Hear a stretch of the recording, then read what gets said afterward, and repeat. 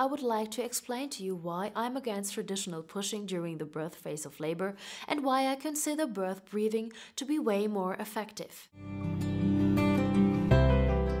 Hello dear pregnant mom. This video is specially designed for you. I'm a mother of two, trained hypnobirthing and baby massage instructor and postnatal coach. Thanks for watching my video. On this channel, you can find important knowledge about pregnancy and being a new mom. If you're new here, it's worth subscribing. Giving birth is the most powerful event in life that unfortunately many women are really terrified of the uncertainty, possible pain, and maybe also of not knowing exactly how to stay relaxed. In order to prevent this, every woman can and should use the birth breathing technique. Birth breathing is one of the 3 breaths that provides a safe, controlled and self-determined birth. Down below in the info box, you find a link to my other breathing videos. But now let's talk about this breathing technique, the birth breathing. As the name already suggests, birth breathing is specifically intended for the last part of your birth. Your cervix is fully dilated and your baby is ready to work its way through the birth path and be born. Usually during birth, this is the point the mom-to-be is instructed to press with all forces she has left. Led by a midwife or doctor, she is pressing as told against her natural reflexes. Very unnatural. However, this is not the most effective way to delivering a baby. This way your birth, especially the expulsive phase, is not intuitive and led by your body's natural impulses. You want to know how you can prevent this? Then let's go through birth breathing, its benefits and how it's carried out, also in comparison to the classical way of pushing. This will give you an idea of how different these techniques work and what exactly they do or prevent. I want to start by explaining to you what exactly birth breathing is, what it's all about, and what to look out for while practicing and of course during labor. Unlike, for example, surge breathing, there is no fixed or predetermined rhythm in which your breath should flow using birth breathing. You don't have to breathe in and out a certain number of strokes, because your body and your uterus set the tempo. It kind of works like an autopilot, cause the tempo or this rhythm is led by your uterus and the rest of your body. And every woman's rhythm while giving birth is completely and totally individual. During each and every surge, your uterus pulsates, contracts and relaxes again. The lateral abdominal muscles work strong to help your baby down the birth path, which means your baby is pushed downwards again and again into the birth path. It works its way down towards the perineum step by step. Let me explain how you can visualize your birth breath. You breathe in through your nose, send the breath through your body down to your uterus and out through your perineum and vagina. The feeling during that breath might be strong, powerful, even overwhelming and pushing. Yes, I said pushing, but a specific another way of traditional pushing. I'll explain that later on in my video. Most important for you is to feel good about it.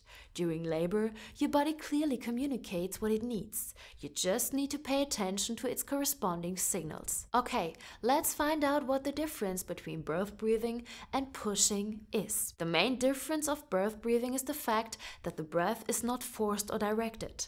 This means there is no risk your pelvic floor or other pelvic muscles might cramp up. In this specific case, cramping means the baby's head does not come through the opening in the pelvic floor. The pelvic floor is firm, tensed and inflexible, so the baby needs to work much more and even harder to press your cervix open. That may lead to stress, less oxygen for your baby and of course a longer birth. So much for theory. What about the practicing part? Birth breathing is the special one of those 3 breathing techniques supporting your labor. Birth breathing is the only one which cannot be practiced the way you're gonna use it during labor. Why is that? At some point during labor, a reflex is triggered, which, as already mentioned, you follow intuitively. But this reflex is only triggered during labor. You cannot create that circumstances during pregnancy. But the good news is there is a similar function in your body that works the same way. And this is your chance to practice birth breathing and get an impression of what happens during labor.